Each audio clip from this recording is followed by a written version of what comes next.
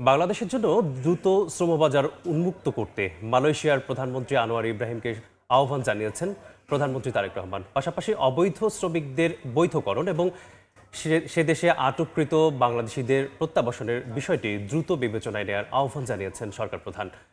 মালয়েশিয়ায় দুই দেশের প্রধানমন্ত্রীর বৈঠক শেষে যৌথ সংবাদ সম্মেলনে এসব কথা জানান তারেক রহমান। সংবাদ সম্মেলনের শুরুতেই বৈঠকের বিষয়বস্তু তুলে ধরে মালয়েশিয়ার প্রধানমন্ত্রী আনোয়ার ইব্রাহিম বলেন, কিছু কেলেঙ্কারির ঘটনায় মানব সম্পদ বিনিময়ের ক্ষেত্রে উভয় দেশেই প্রাথমিকভাবে অর্থনৈতিক চাপে পড়েছে। নিজ দেশের শ্রমিক প্রয়োজনীয়তার কথা তুলে ধরে মানব সম্পদ বিনিময় প্রক্রিয়ার স্বচ্ছ হওয়ার উপর জোর দেন মালয়েশিয়ার প্রধানমন্ত্রী। এ সময় তারেক রহমান বলেন, নিয়োগ প্রক্রিয়া স্বচ্ছ, সাশ্রয়ী হওয়া উচিত।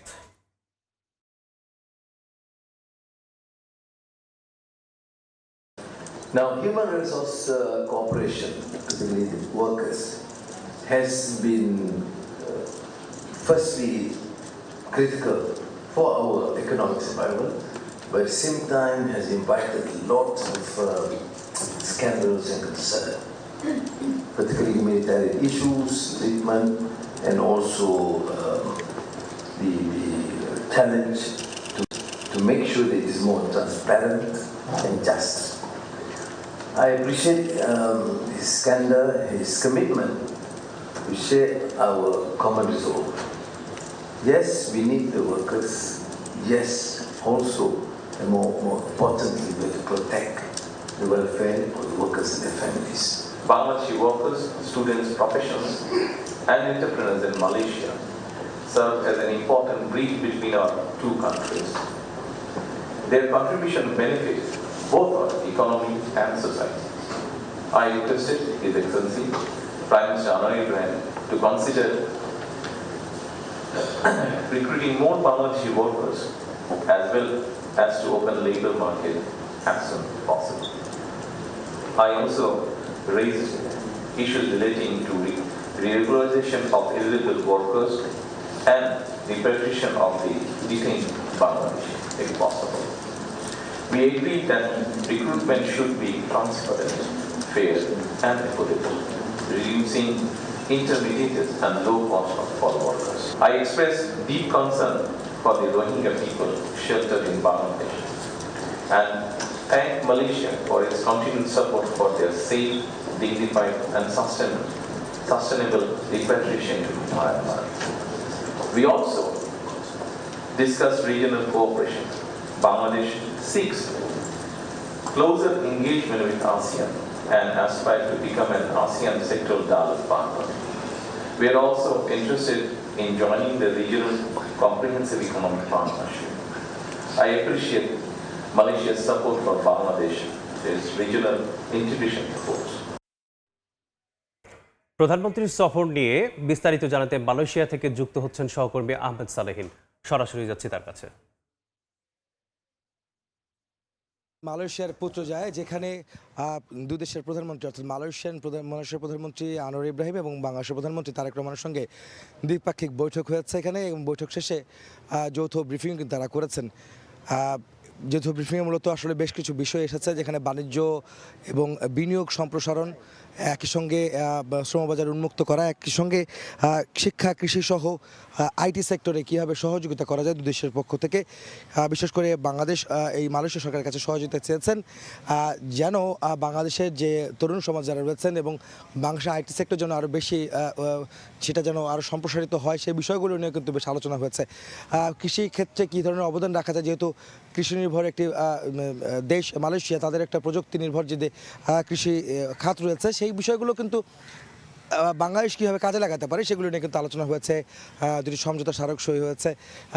তাদের দ্বিপাক্ষিক বৈঠকেও কিন্তু এইসব বিষয়ে আলোচনা হয়েছে। শিক্ষাক্ষেত্রে যে আমরা জানেন যে এখানে কিন্তু শিক্ষার্থীরা, বাংলাদেশের শিক্ষার্থীরা কিন্তু মালয়েশিয়া পড়াশোনা করতে আসেন, তারা বিভিন্ন শিক্ষা প্রতিষ্ঠানে তারা অ্যাডমিশন নেন এবং তারপরে এখানে কিন্তু অনেক থাকেনও তারা।